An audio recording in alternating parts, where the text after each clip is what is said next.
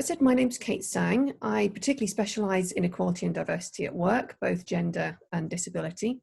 And this week you're hearing from me around disability. And I'm particularly interested in how we can make employment more inclusive for disabled people. Historically, disability has been understood as a medical condition. That's something that we should fix and potentially eradicate from people's lives. So, for example, if we look at autism, there are two broad schools of thought. One is that autism is a condition that we should try and remove from the population, whereas many autistic people would like their difference to be celebrated.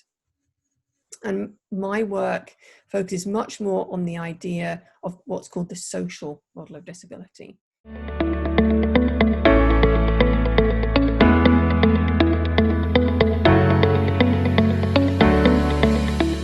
Yeah, it's 40%, and Scotland has some of the highest disability rates in the world, and we'll talk about that a little bit more.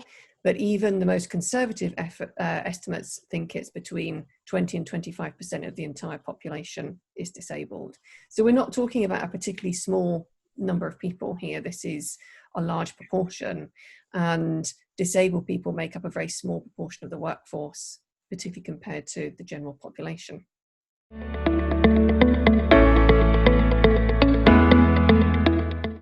So the social model of disability is the idea that we as individuals are disabled by our environment. So for example, if we were all in a room together, would that room be wheelchair accessible? If it was wheelchair accessible, then that would not be a disabling factor.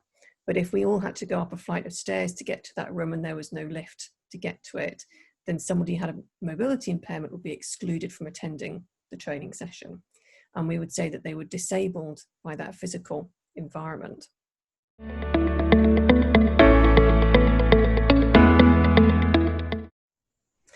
And this is important because it allows us to move away from curing disability towards understanding what the barriers might be to somebody in the workplace or accessing social events, for example, and how we can remove those barriers.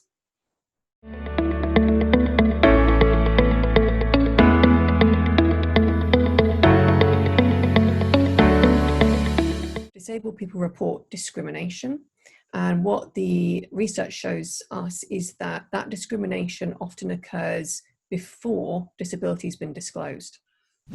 So many times people will come to the attention of occupational health or HR because they're being disciplined, perhaps for poor attendance or underperformance or behaviour at work that's deemed to be unacceptable.